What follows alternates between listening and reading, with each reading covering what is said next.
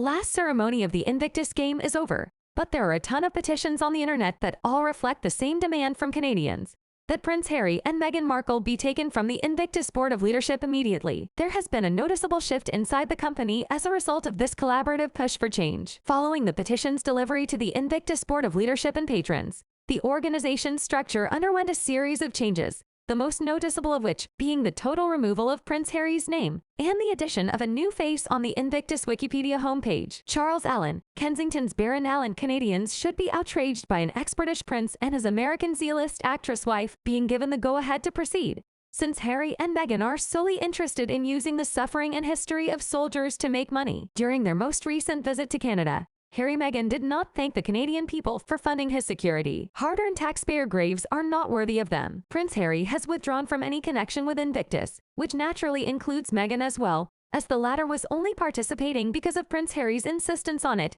and was writing about his involvement for publicity purposes. Meghan has never held an official position in the Invictus Games. Meghan and Harry were reportedly made to feel uncomfortable at the Invictus Games Vancouver Whistler 2025.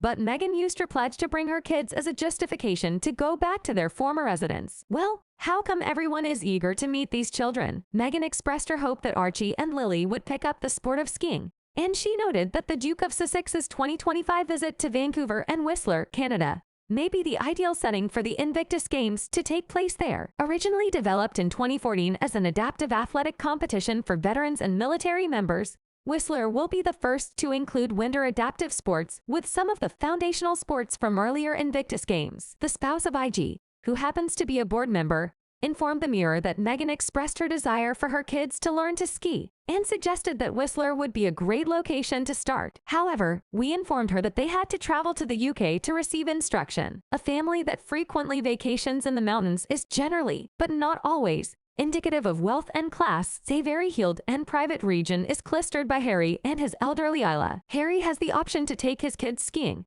but he chooses not to. The majority of individuals, in my opinion, who have yearly vacations and are skillful skiers would be delighted to share their skiing experiences with their children. Meghan saw skiing as a way to be rewarded for embarrassing the base by charging an attendance fee. Clad in summer attire, the lodger takes a bare bath in the indoor jacuzzi, wins a prize for combating global warming, and then settles in the plush lodgings given by others. The only reason Meghan brings up skiing is because Harry plays it, and the youngster is acting out a complete cosplay. The Kardashians made headlines in the Daily Mail once more for their public relations exploits, and over the previous winter, the other ranks went at boarding with the children, essentially riding their good graces by lip-flopping.